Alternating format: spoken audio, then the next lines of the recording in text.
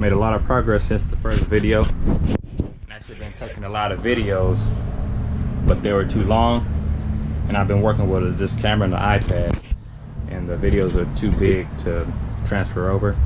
I couldn't upload those on the YouTube, but this is how far I got. I'll have to keep y'all up to date with shorter videos. The flooring is going in today. This is going to be some kind of carpet from 2 feet back, so that's going to be the trunk space.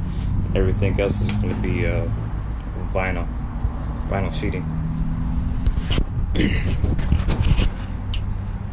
And I got a couple helpers coming over here to help me out today.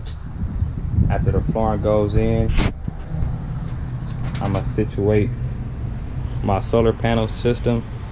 The wires are going to come underneath and then go out this way. That's where I'm going to plug stuff in over here and over here. I wanted to pick this up, but the bolts underneath the cabin are bolted around the fuel tank, and I couldn't reach my arm around, so that's gonna have to stay there. Figure out what's going on with that.